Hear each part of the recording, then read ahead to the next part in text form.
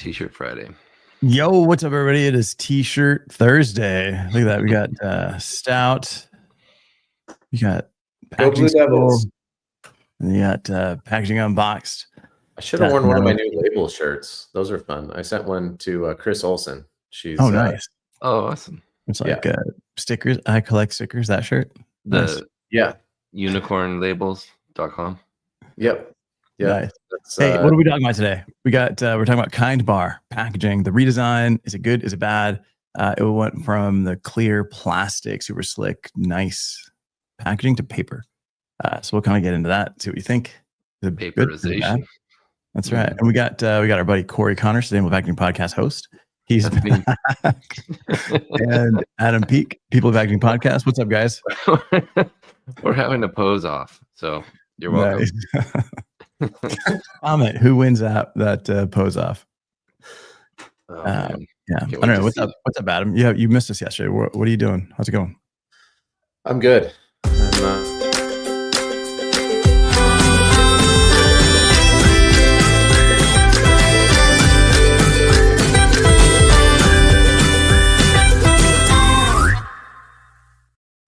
I decided to quit the show because when you make $3 million in one day, it's like, why am I doing this?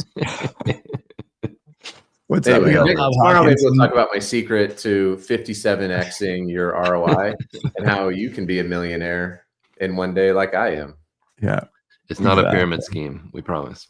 Yeah. No, it's an inverted pyramid scheme where you are at the bottom as the lonely master and everybody else is above you at the top, funneling down all of their money into your coffers.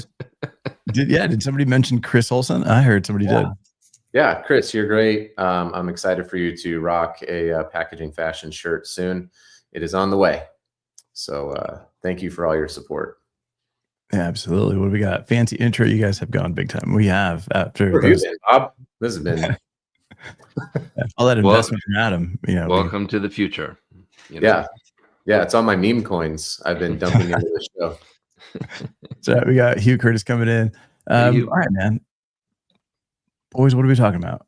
Paperization of packaging. Kind Bar goes paper. Their plastic packaging was very thick, if I recall. All right, so really seemed like too much to me. Maybe your fingers were a little too dainty to open. That was it. Maybe I had to use a knife. All right, what do you in the audience think of this new packaging? Like, does it make sense to go paper versus the plastic that was clear, or do you like this? Well, as we kind of get into it, we'll talk about the benefits. I know I've got an opinion on this, and these guys do too. Let us know. So, all right, Corey, you are Sustainable Packaging Podcast host. Going from this clear pack where you can see the product, and the product is the packaging in this big window pack, to this, what are your thoughts? Good, bad, ugly? I think it's great. I think it looks great. I think it offers an opportunity to recycle, whereas the old material would have been very difficult because it's when you open one of these bars, you generally tear off part of it, so it's an even smaller piece. So if it's plastic, it's gonna go in the landfill generally, whereas this has an opportunity to be recycled, which I think is great. Or if it falls on into the environment, it will hopefully compost someday. It'll degrade and turn into methane. Bob says he'd buy it. Yeah, it looks good. Okay. I think the aesthetics are nice. I think it matches with the brand. I think it's a good evolution for the brand from an aesthetic standpoint. I think that they're also doing a good job of preparing for EPR regulation. Yes. And having a paper-based bar. I think the article said it's made by PrintPack. They said we don't have IP around this. We're actually spending more money on this than we were our traditional plastic flow wrap. And that's because we want to encourage people to talk to our vendor, to buy this, to buy more of it, to be in this type of packaging so that we can increase the recyclability of it. Right now, it's not curbside recyclable. I'd be curious how it runs through their machines. Mm-hmm. That's a huge part of this. And then what if they did in fact hit the barrier properties? The oxygen and moisture is huge for this stuff. I mean, I know I've opened up Kind bars before and it was crunchy and kind of gross. And sometimes you open it and it's fresh. And so if that is going to ruin the customer experience, then it's a step down because they'll be creating food waste, Right. which is not good. So that's always been the difficult part about switching to paper for this type of application is speed through the filling line. So throughput costs, sealing temperatures, and also just the barrier properties. And so if they hit it, which it sounds like they feel like they did, if they nailed it, then amazing. It's a huge win. But I'd like to find out how long they tested this and what the process looked like. It said 2 years in the Fast Company article that they've been trying to develop. I was going to say, I bet it was at least a year. Yeah. Yeah, it says from this, just in terms of like a quick snapshot on the OPP versus this new product. OPP is what they're saying. Yeah, it was actually oxygen transmission was actually lowered, as well as the moisture vapor. So the moisture vapor went up. So it went from around 0.8 to a 2 grams per square meter per day, which, that didn't necessarily get better, but the oxygen transmission did. Now, my view of this, this is terrible. This is the worst. This is the worst thing you could do to a Kind bar. The one thing that made Kind bar stand out against everybody else was they had this crystal clear plastic. It was thick, but it was so clear. There was so much clarity around that product. You could see it. Right? You could see it. And it looks appetizing. It's like appealing. Like, I want to eat that. I can see all the different ingredients right there. And then you put it behind paper and you print a crummy picture of what's inside. And that just doesn't feel as fresh. It looks like a Cliff Bar, which is just paper. Cliff Bar is not paper. Cliff Bar looks like paper. Yeah, but it's not. Doesn't matter. It looks metallized, right? Yeah, it's a metallized film. Evelio, you spend a lot of time on branding. Do you think that Kind has built up enough brand equity to where they can get away with printing it because people know what the bar is? I don't think so. Because it's not like it's not like most people are going out and buying Kind bars every day. It's when you kind of happen to see it. And you're like, oh, that looks fresh. Like, I'm going to go buy something. I'm going to buy a snack. And you look at you compare it to everything else. You're like, this looks the healthiest, freshest compared to the other products. So it helps you make that leap to make that decision. If I'm going to buy this, it just doesn't feel as good. I might buy something else that might look a little fresher or that has better marketing around it. Whether it's an RX bar or a midday square, like something different.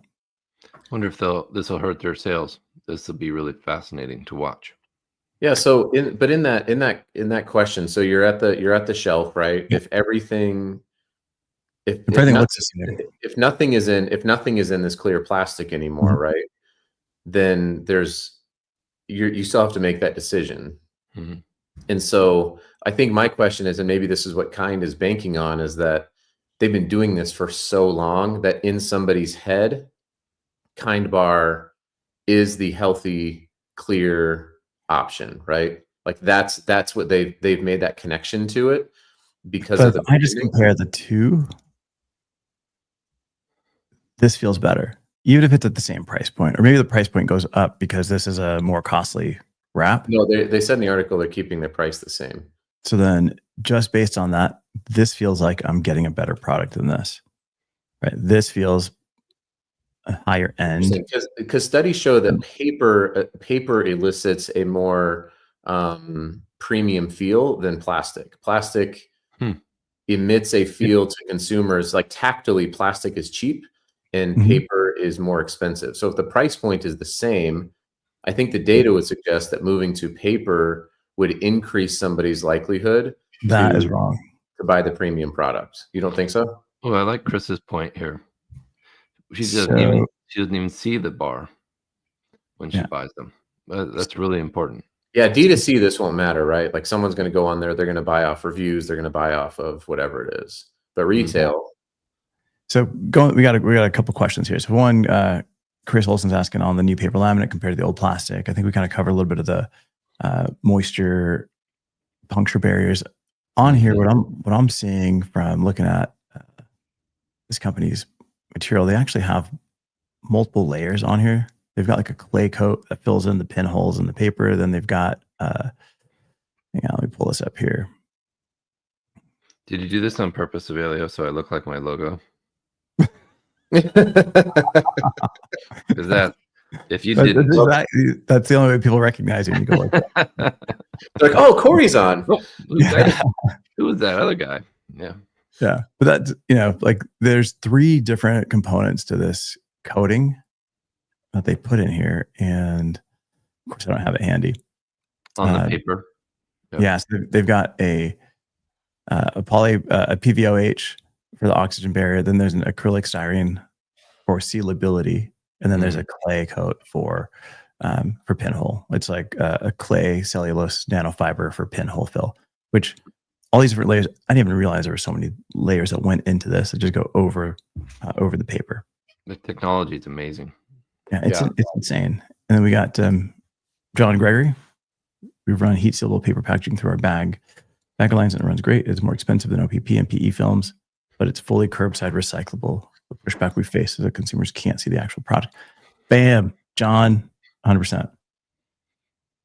See, you guys are wrong. John is right. Well, this is why it took 2 years, right? Because of exactly what Chris is saying. Puncture resistance, oxygen transfer, all of these things need to be tested for a long time. Yeah. And Bob on the Cliff Bar metallized may as well just be plastic, which it pretty much is. We got Joe coming in on YouTube. I agree. I think they're going to want people to see what the actual product looks like. Don't use a picture to show it. 100%. The picture just looks cheap. Doesn't look good. Wonder how they're printed. Adam, what do you think? How's that? How do they print that? Is it? It's either probably rotogravure or flexigraphically. I'm going to guess. I guess it just depends on the volume. Those gravure plates are really expensive, but yeah. What does Hugh say? Protein bar space. This isn't really in. I don't. This is a little fake. Right? So much competition, but they have Lexi brands, and there's so many new brands. There are a ton of new brands. Is this sold in the granola bar section or the protein bar section? Good question. It's in the granola bar section in my grocery store. Yeah. There's like the open boxes of like Cliff, Kind, and then RX, like all those. Like there's a whole section of those open boxes that you can pull out, and then you can buy the full set.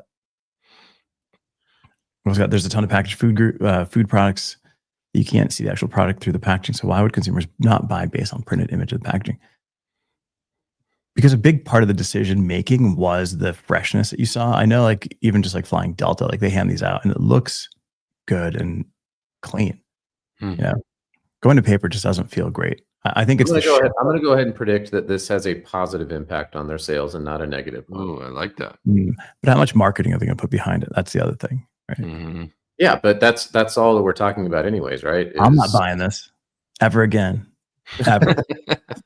Man, they're gonna miss out on your $25 a year that you might have spent on 19. Yeah. I'm out. What does Matt Kaufman say? That says, my kind bars bounce around in my backpack for days. Chocolate melts and clear provides less appealing snacks sometimes. But more important to me is that the paper can someday be done with approved compostable materials. So the thing with compostable, all right. So first off, this thing is like this big. It's tiny. Mm-hmm. Is it going to make, you were just at a MRF, Corey. Is this thing actually going to make it through the process? Maybe. How likely? You mentioned that a lot of the small stuff just kind of falls through. So they said 3 inches or less generally ends up on the floor. And it's going to be flat. It's likely to be. I don't think this is curbside recyclable, right? Like I don't.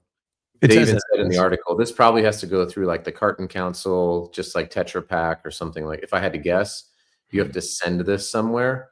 And they admit that in the article. They're not saying that this is curbside recyclable through, but that we can start to build that out.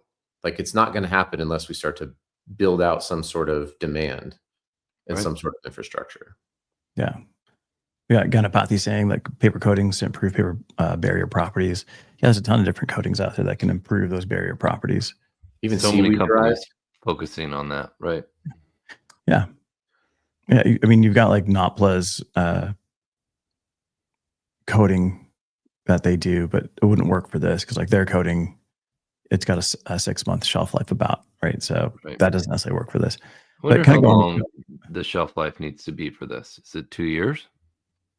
That's a good question. I'd Like Pat, to, we like need Pat to have said, them on here. yeah, like Pat said, like it bounces around in his backpack for a while. Yeah. Right. So like, you aren't necessarily buying and eating, but if you're buying this off the shelf because of what the product look like, I think you're pretty much eating it. The problem with the paper, though, in that situation is, does it even potentially erode brand integrity because people buy these by the box, let's say, and then it might take them a while. So if they sat on the shelf for a year and then they're bouncing around, you go to eat it, now it's like way just like dry and crunchy. You might be like, Kind bars kind of suck now. Mhm. So it might be fine for the retail shelf life, but because people maybe don't eat these right away, I would wonder if that could be a negative, where the OPP does provide a longer. I would imagine it provides a longer shelf life, even though it's naughty to nature. Yeah. I mean, Chris buys the bars in a box. Naughty to nature. That's a new packaging term. I love it. Yeah. Thank you. Yeah, that's good. I don't know, man. I think for me, it's a fail. I think sustainability is great. It's good. I like good stuff. But if you're building a brand and you've built it on this look, yes, brands can evolve, but going from plastic to paper isn't always a great thing. But remember, I though, like you might, if you don't adjust early, you Mhm. could miss out on selling into the 5th largest economy in the entire world, because California currently is going to ban that OPP type of film for these bars.